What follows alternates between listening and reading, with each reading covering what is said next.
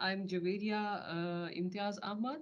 I recently finished my PhD. I'm going to graduate in December, on 14th of December. And it is very nice that I hear the story of surface recovery of thermal energy from surface water and then wastewater. And now we are moving to the third part of the urban water cycle. That is, This warmth, if we recover thermal energy from drinking water, what are the effects on microbial water quality? So we are covering the whole urban water cycle. If I talk about drinking water distribution systems, it means that drinking water in Netherlands, I'm specifically talking about the Netherlands where we drink water without any disinfectant added. So it's microbially safe and stable drinking water. And in the Netherlands, we have around 120,000 kilometer long distribution networks, and every year 10 drinking water distribution companies distribute around 1,160 million cubic meter water. So that is a lot of water for 1.7 million of population. So, but there is also a source of energy recovery. There is a potential of both cold and heat. So first we look at the cold recovery because there we see more potential because most part of the years the drinking water temperature remains below 20 degrees in the Netherlands. And here you can see the window of opportunity where we can recover coal from the drinking water because according to the Dutch drinking water regulations, the temperature of the drinking water should not be higher than 25 degrees within the distribution networks. So we have this window where we can increase the temperature of the drinking water after recovering the coal from it as thermal energy, and then not going beyond 25 degrees. And why we want to recover coal? Because there is more opportunity and also because of the extreme ambient temperatures. As we see the warm summer this year, like hot summer, that means that are increasing the cooling requirements. And there was a case study where they said that the cooling requirements for the only for the non-residential buildings in Amsterdam is around 2,161 terajoule per year. And the cooling potential from the drinking water distribution systems of Amsterdam is around 2,800 terajoule per year. So we see a lot of opportunity for coal recovery in the Amsterdam and overall in the Netherlands. And now the point came that, okay, we recover coal during the winter, and then actually the need for the coal is in summer. So we have aquifer thermal energy storage system, which are and for other energy sinks, and those can be utilized for saving the coal during winter and to be utilized in the upcoming summers. And it will help, of course, in reducing the carbon footprint. So we have an opportunity to recover the coal. The coal is available in the form of drinking water, and we have technology available, heat exchangers, and aquifer thermal energy storage system. So what is the challenge? The challenge is that we will increase the drinking water temperature, but how it will affect the microbial water quality, because especially for the distribution networks in the Netherlands and few other countries where we distribute water without disinfectant, then how we are going to maintain the microbial water quality when the temperature is being increased. And it's sustainable energy is good thing, but we don't want to compromise the drinking water quality because that's the prime aim of the water utilities to provide safe. There were some knowledge gaps that we started 5 years ago to answer. So water quality, not only in the drinking water phase, but also the biofilm. That's the small thin layer that is made in the that is being made inside the walls of the pipe. And yeah, for the people without background of microbiology, you can see the biofilm when you put water in your glass, and it will stay there for a few days. When you empty it, then there is a slime layer that's called the biofilm. And then we see that what is the maximum temperature? Shall we go up here, Hank. I don't. on? Then we have more window. and the temperature difference, because if it's 4 degrees and we go to 25 degrees, there is a difference of 21 degrees. That will also make some difference when we talk about in terms of opportunistic pathogens, because they have some special window to grow after the temperature is being increased. And then the last part of this research was heat exchanger location. Shall we place it on service lines like the heat exchanger to recover the water?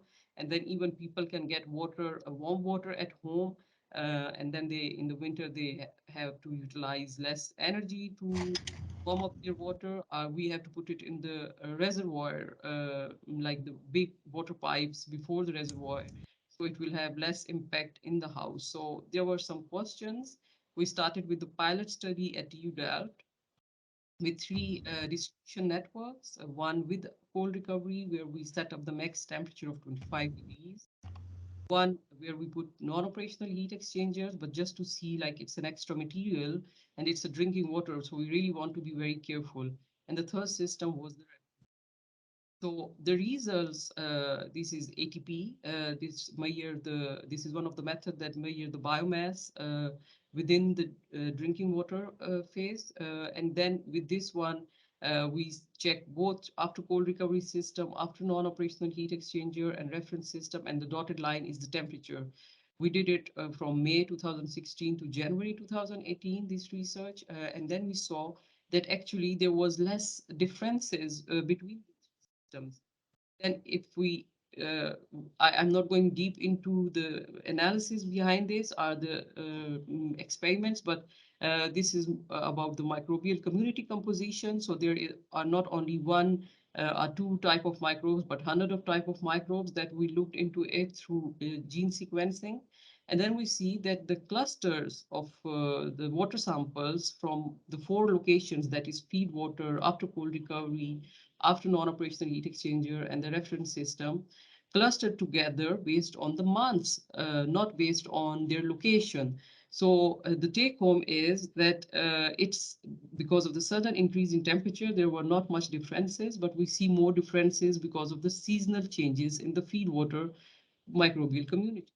And keep into account that this water that we used came from a treatment plant that took the water from the surface water. So there we have more effects of the seasonal temperature change rather than the water that we take from, let's say, from the North Holland, where we use downs to, to treat the water. And then we went into the biofilm formation from 7 days in the reference and control system till 700 days. And then we see that biofilms within unchlorinated systems get stable after 84 days. So we don't see any changes after 84 days in terms of microbial community composition, but the biomass was changing. And then in the after cold recovery system, uh, we also see that the biofilm even gets stable earlier compared to the reference and control system, where the temperature was more fluctuating compared to the cold recovery system, where temperature was set at 25 degrees for 700 days. So that was also kind of a good news for us. And then opportunistic pathogens, those were more critical in terms of temperature changes. So I'm only showing the Legionella, which is more, which get more of our attention. Uh, and then here is like the number of samples that we measured from, and that if the Legionella is present in the feed water, then it definitely get So in. everybody wants to put to mute his microphone because we have some noise. And then after cold recovery, of course, it will increase. But if they are not present, then there is no chance that they will regrow after the cold recovery. So then we are safe from drinking water perspective, from biofilm recovery, biofilm growth perspective. Now, what should be the Tmax? Shall we go till 25 degrees or shall we go to 30 degrees even to get more cold recovered out of the system? Then we did another study. And then in the drinking water phase, we don't see any change. 5 and 30 degrees and our reference system, because in that water opportunistic pathogens were not present, so and not detected, so they were not increased after cold recovery. And in traced the biofilm for 224 days, and then there was less biomass in cold recovery system compared to 25 degrees and reference system. That also was a kind of another authentication, because we already did it for another water in an experiment, and there we also see that the biofilm after cold recovery gets stable earlier, and the same has been seen here.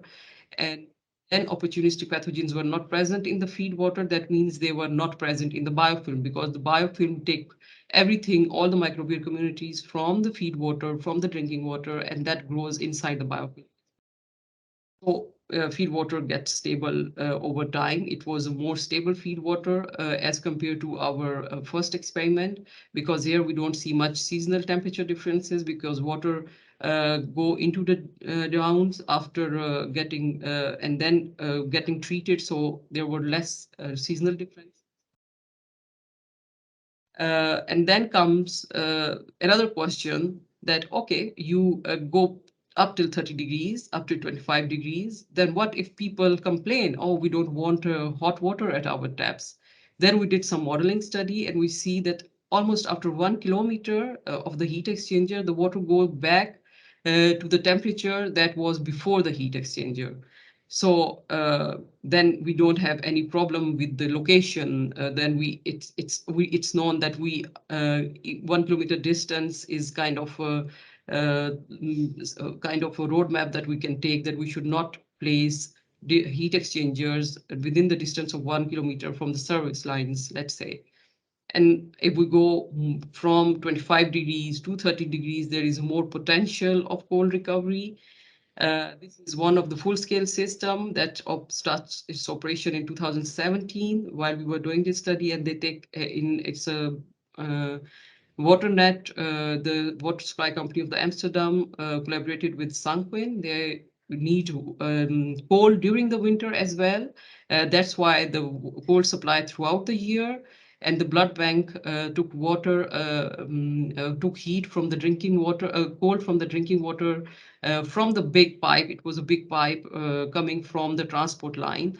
And then they took 15 degrees. And I think this year or the last year after our results, they went a bit higher, around 17 or 17.5 degrees, because it's safe. It's safe to operate in this. So the key facts are that coal can be recovered, it's microbially stable. At our research in 25 and 30 degrees, we see no changes in terms of opportunistic pathogens, but it always depends on the feed water quality. From if it's true for the water networks that we studied, but maybe for another water, drinking water, it's not true. The microbial community composition is different, so a baseline study is very important. And then in terms of biofilm, it reaches to its stable stage earlier compared to the systems. And of course, when we go higher temperatures, if there is a question that the water can be hot at the tap, it's not true, because it go back, because it's mostly depends on the soil. The water temperature is usually in the pipes is similar as the temperature of the soil. So if it's in a big city like Rotterdam and Amsterdam, then you have to study it differently within the cities. So these are some glimpses of our experiments in Delft, in Leiden, in WaterNet, and these are some analyses that we use for both drinking water and biofilms. And I'm a good proponent of thermal energy recovery, but I really don't want to compromise the water quality, so it should be in a very balanced stage. Yeah. Thank you very much, Jawairia, for this very interesting overview of thermal energy from drinking water.